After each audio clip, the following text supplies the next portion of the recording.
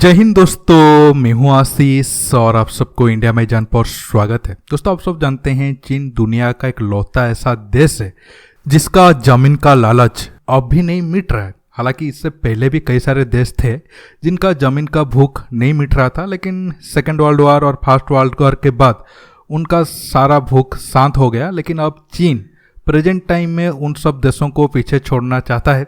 अब चीन का दुनिया के ऐसे देशों के साथ भी सीमा विवाद है जिनका चीन के साथ कोई सीमा लगता ही नहीं। अब दोस्तों, चीनी मीडिया में एक रिपोर्ट तेजी से वायरल हो रहा है और वो रिपोर्ट अब भारत की मीडिया में भी आ रहा है। उस रिपोर्ट के हिसाब से चीन आने वाले 20-30 सालों के अंदर भारत, जापान, साउथ चाइना सी, ताइवान, रूस पर हमला करने वाला है। कुछ कुछ देशों को वो पूरा कब्जा कर लेगा और कुछ देशों की कुछ एरिया को वो कब्जा करने वाला है। आज मैं आपको वीडियो में बताऊंगा वो सब एरिया कौन होगा, क्या चीन सच में जो प्लान बनाया है आज से 20-30 साल के अंदर वो क्या क्या मिलिट्री लेवल पर करेगा, क्या उसमें वो सक्सेसफुल हो पाएगा। दोस्तों, जानने के लिए आप आखिर तक ये वीडियो को देखते रहिए और आप सबसे एक रिक्वेस्ट है, आप ये वीडियो को ज़्यादा से ज़्यादा लाइक शेयर करिए, क्योंकि आप सब जानते हैं यूट्यूब मेरे वीडियो को रेकमेंड करना बंद कर दिया है। आप जितना ज़्यादा लाइक और शेयर करोगे मुझे काफ़ी मदद मिलेगी।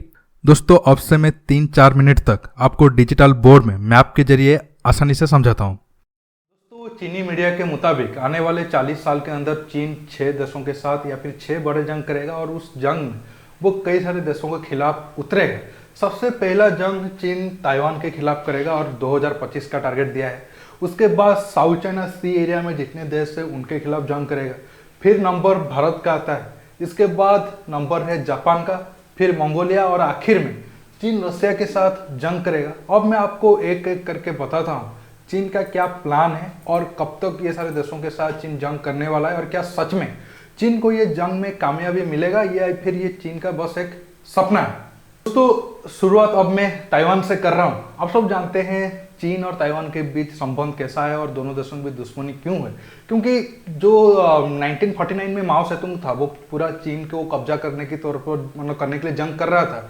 तब उनका सामना कोयमितांग पार्टी का चांग काई शेक के साथ था। चांग काई शेक का जो आर्मी थी वो इस जंग में हार गई और वो भागकर ताइवान चले आए।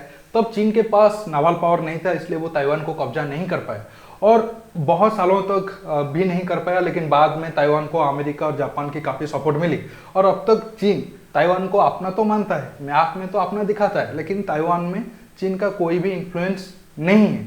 इसी वजह से चीन चाहता है ताइवान को कैसे भी करके 2025 तक वो अपने कब्जे में ले ले और चीन का प्लान है पहले वो 2020 तक, हालांकि ये जो मीडिया रिपोर्ट अभी आया है ये 2013-14 का है, उस तब के टाइम के मुताबिक था 2020 या 21 के आसपास चीन ताइवान को पहले कहेगा कि तुम शांतिपूर्ण तरीके से हमारे साथ मिल जाओ।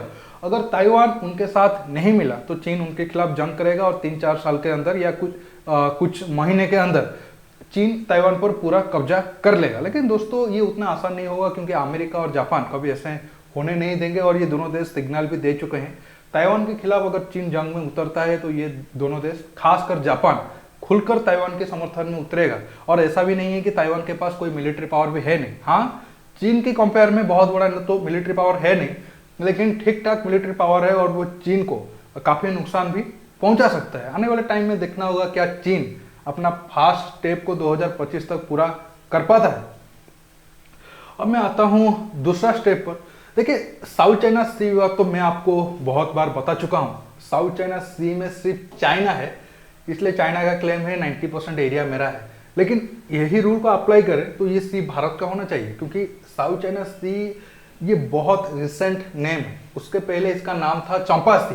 चंपा सी इसलिए था क्योंकि वियतनाम का पुराना नाम चंपा था। चंपा डायनेस्टी जो भारत से ओरिजिन करते हैं वो वियतनाम समेत ये काफ़ी एरिया को बहुत टाइम तक शासन करते थे, इसलिए एरिया चंपा सी था। लेकिन छोड़िए, हम तो कभी जब ये नाम बदला जा रहा था हमने तो कभी ऑब्जेक्शन नहीं किया, क्योंकि हम काफ़ी शांतिप्रिय देश है और उस चीज़ का कई सारे देश पहले फायदा भी उठाते हैं। लेकिन चीन का मानना है 2030 तक जरूरत पड़ने पर बहुत सारा आइलैंड बनाकर ये बिल्कुल जो एरिया है उसे कब्जा कर लेगा। मतलब कोई भी देश बिना परमिशन के चीन के साउथ चाइना सी में घुस नहीं पाएगा।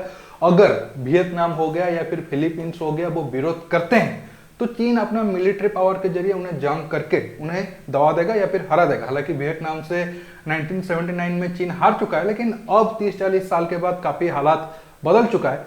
हाँ जरूर चीन को मिलिट्री मतलब एडवांटेज है ये सारे देशों के खिलाफ, लेकिन अब अमेरिका का मेन फोकस साउथ चाइना सी और इंडो पैसिफिक है। चीन के लिए उतना आसान नहीं होगा साउथ चाइना सी को एक तरफा वो कब्जा कर ले। और आप देख भी रहे होंगे बहुत सारे देश साउथ चाइना सी को लेकर चीन के एग्नेस्ट है और अपना मिलिट्री शिप भेजकर साउथ चाइना सी में ही वार गेम में हिस्सा ले रहे हैं। उसमें America, Japan, Bharat, Australia, France, Germany, Britain, बहुत सारे देश है।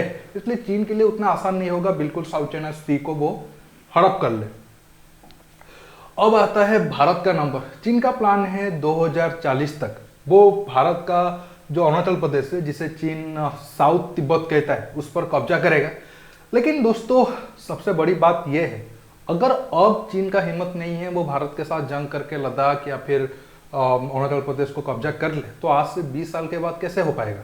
हाँ चीन का मिलिट्री आज से 20 साल के बाद वो भी एडवांस होगा, लेकिन भारत भी तो ग्रो करेगा। अब जो जंग भयानक होगी 20 साल के बाद वो और खतरनाक होगा।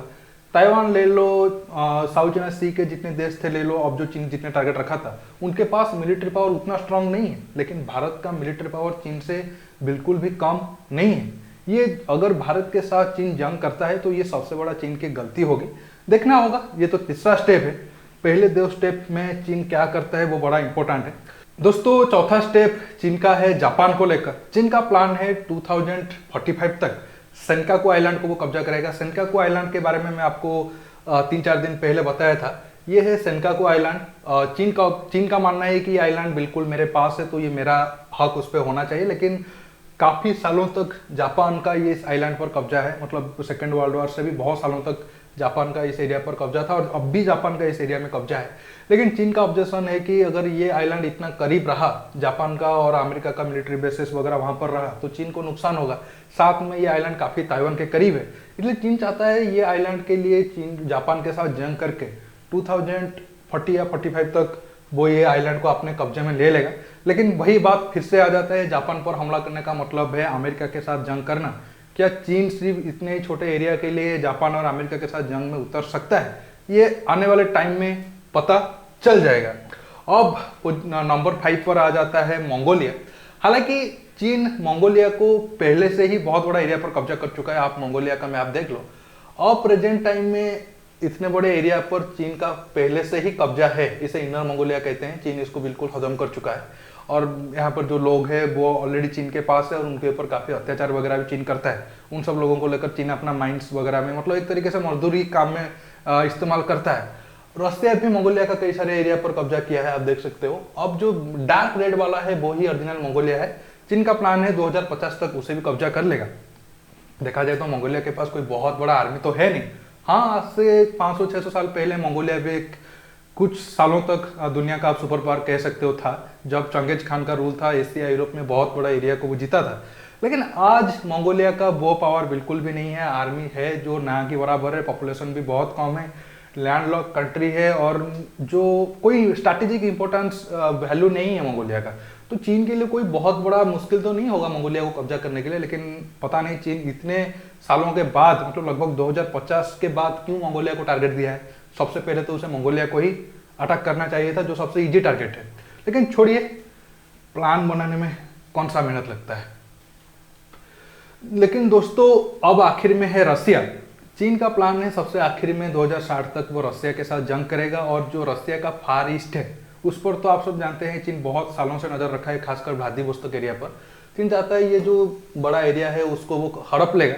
और बीच बीच में चीन की मीडिया में व्लादिवोस्तोक को लेकर सपोर्ट मतलब कई सारे आर्टिकल आते हैं, या फिर व्लादिवोस्तोक में रसिया के खिलाफ जो प्रोटेस्ट वगैरह होते हैं चीन उनको फंडिंग भी करता है। इसी वजह से रसिया थोड़ा बहुत चीन से नाराज भी है अभी प्रेजेंट टाइम में। हालांकि वो उतना ऊपर शो नहीं होता है, लेकिन अंदर दोनों देशों के बीच व्लादिवोस्तोक या फार ईस्ट को लेकर संबंध उतना अच्छा नहीं है। और 1969 में तो इतना विवाद बढ़ गया था कि रसिया तो एक तरीके से तैयार हो गया था कि मैं चीन के साथ जंग करूंगा और जरूरत पड़े तो परमाणु बम भी गिरा दूंगा।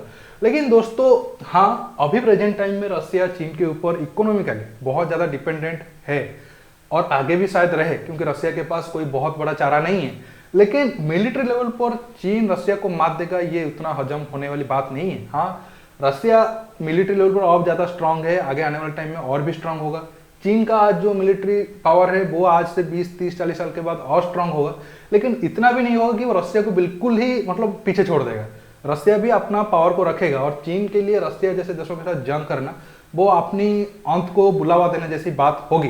दोस्तों आखिर में बस इतना कहूंगा, जैसे मैंने आपको कहा सपना या फिर ऐसे प्लान बनाने में कोई बहुत बड़ा टाइम तो नहीं लगता है, लेकिन देखना होगा चीन अपना जो पहला 1-2 स्टेप है उससे कैसे अंजाम दे पाता है। अगर वो ठीक ठाक हो गया तो चीन की हिम्मत बढ़ता जाएगा और वो जो बाकी जो उसका स्टेप है या प्लान है वो करने में उसे बहुत ज़्यादा कामयाबी मिलेगी। लेकिन ताइवान में ही चीन अटक गया तो आप समझ लो चीन के लिए बहुत बड़ी मुसीबत आने वाली है। और पिछले 40-50 साल में और दोस्तों पिछले 40-50 साल में चीन की सेना कोई बहुत बड़ा जंग में नहीं लड़ा है। इकोनॉमिकली तो वो एक तरीके से सुपर पावर है ही, लेकिन मिलिट्री लेवल पर वो कितना स्ट्रांग है वो देखना बाकी है। अब अगर चीन कायदे में रहा, मतलब ठीक ठाक रहा, तो 40-50 साल तक चीन और भी ग्रो करेगा। लेकिन अगर ऐसे ही चीन जंग करता रहेगा या फिर ऐसे ही आप जो कह सकते हो दुनिया में वो प्रॉब्लम क्रिएट करता रहेगा, ऐसा ना हो कि 2060 या 50 तक चीन का मैप कुछ ऐसा हो जाए जो पहले था। ओरिजिनल चीन दोस्तों बस ये जो रेड वाला एरिया देख रहे हो वही ओरिजिनल चीन है, बाकी सारे एरिया पर चीन कब्जा करके बैठा है। ऐसा ना हो कि ये सारे देश ही चीन से अलग हो जाए, बाकी और एरिया क्या चीन कब्जा करे, वो जो पहले से था वो ना खो बैठे। दोस्तों आज के टॉपिक में बस इतना ही। आपको ये वीडियो कैसा लगा आप नीचे कमेंट बॉक्स में कमेंट करके बताइए। दोस्तों रुकता हूँ, बहुत जल्द और एक नया टॉपिक के साथ मिलूंगा। आप ये वीडियो को ज़्यादा से ज़्यादा लाइक शेयर करिए, मेरे चैनल को सब्सक्राइब करिए। नमस्कार, जय हिंद।